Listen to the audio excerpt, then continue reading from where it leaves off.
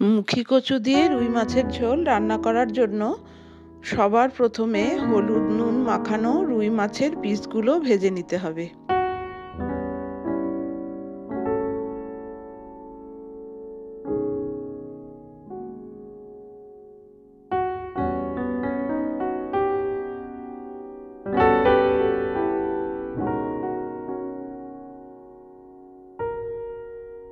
মাছ ভাজা হতে হতেই অন্যদিকে একটি কড়াই চাপিয়ে সর্ষের তেল দিয়ে গোটা জিরে, শুকনো লঙ্কা ও তেজপাতা ফোড়ন দিয়ে দিতে হবে।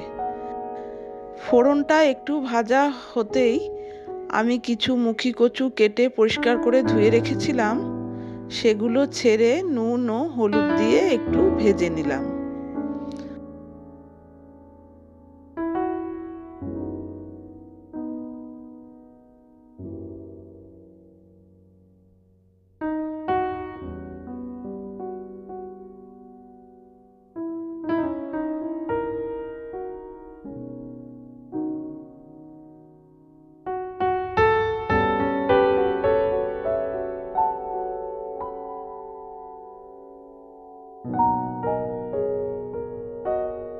একটা বড় সাইজের পেঁয়াজ পাতলা করে কেটে রেখেছিলাম ও কয়েকটা লঙ্কা ফাটিয়ে রেখেছিলাম, সেগুলো মিশিয়ে একটু কষিয়ে নিচ্ছি।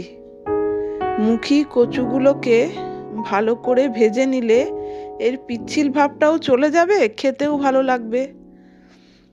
পেঁয়াজটা দিয়ে কচুগুলো কষিয়ে নিতে নিতে আমি একটা প্লেটে ধনের গুঁড়ো ও জিরের গুঁড়ো একটু জল দিয়ে গুলিয়ে নিয়ে কড়াইতে ঢেলে কষিয়ে নিচ্ছি।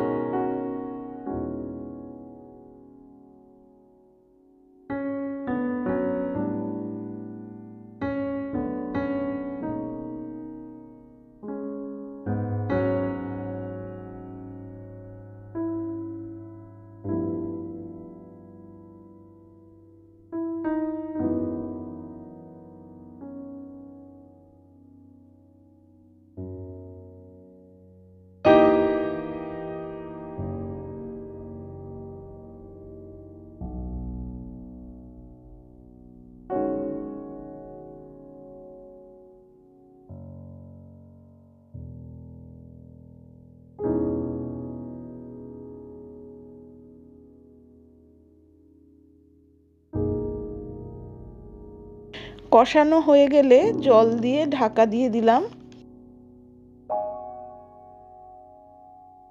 5 মিনিট পর ঢাকা খুলে কচুটা সেদ্ধ হয়েছে কিনা দেখে মাছ ভাজাগুলো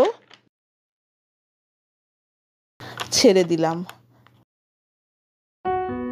মাছগুলো দেওয়ার পর ঝোলটা ফুটে উঠলে কিছুক্ষণ ঢেকে রেখে রান্না শেষ করলাম ও গরম ভাতের সঙ্গে পরিবেশন করলাম।